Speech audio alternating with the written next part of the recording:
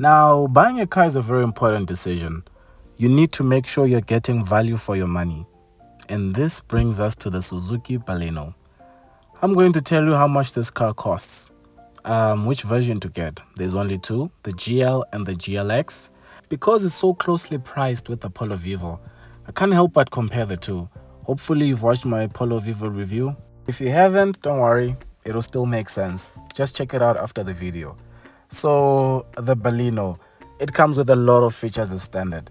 So I mentioned there were two models, the GL and the GLX. I'll tell you the differences. Let's start with the cheaper one, the entry-level GL. It starts at 225,900 Rand. Its monthly installment, if you were to finance it at 10% over 6 years, would be 4,185 Rand. At that price, this vehicle comes in way cheaper than the Polo Vivo trendline. And if you remember on the Vivo, you had to pay extra for an armrest. You had to pay extra for floor mats, for cruise control, and so on and so on. But in this car, you will get a 7-inch display with Apple CarPlay, Android Auto, a reversing camera, rear parking sensors, cruise control, folding mirrors, and yes, even an armrest. Now, let's talk about the GLX model. There were no automatics available. I wanted one, so I had to just test drive the manual. The automatic is a 4-speed gearbox. It's an AMT. It's like an automated manual. It's not that amazing, but it's still better than sitting in traffic changing gears. So go test drive it, decide if you'd be okay with it or you'll just go for the manual. So here are the differences between the GLX and the GL model. It has a head-up display, as you've seen in the video. It has a 9-inch display, which is bigger than the 7-inch, of course. Also with Android Auto and Apple CarPlay. It has daytime running lights. It has 6 airbags, unlike the 2 in the GL. It has a 360-degree view camera, front, side, and rear. Helps with parking and maneuvering the car around. The list is long. It has keyless entry, push to start, 16-inch alloy wheels, and all of this stuff will cost you an extra 50,000 Rand, cash price. To your installment, that's an extra 1,000 Rand. So is it worth it? Think that one is entirely up to you, but 1,000 Rand is a lot because you're already getting so much on the entry-level car. Just don't get confused. I'm not saying you pay for these extras. I'm saying the GLX is 50,000 Rand more than the GL, and it comes with these extra features. The GLX comes in at 275,900 Rand.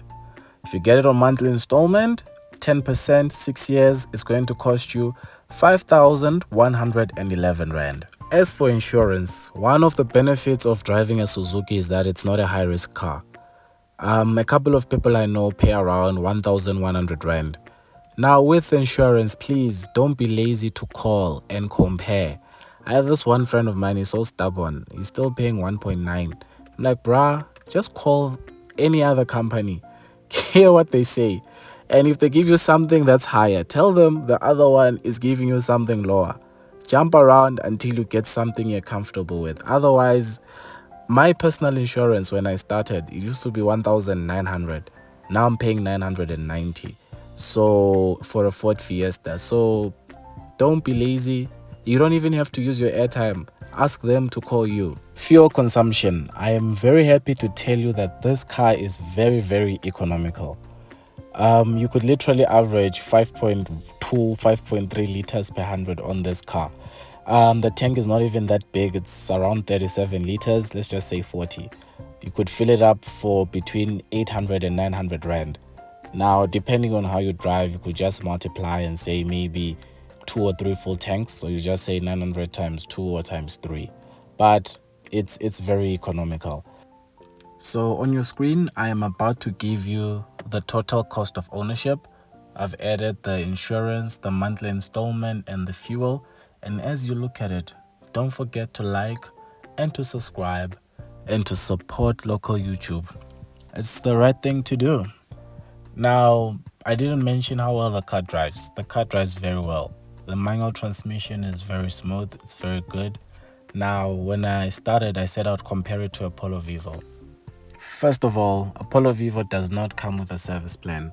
This comes with a 4-year, 60,000 kilometer service plan and a 5-year, 200,000 kilometer promotional warranty. And yes, let's be honest with ourselves. Polo Vivo is very cool. It just has that thing, you know? But I think it's time they updated.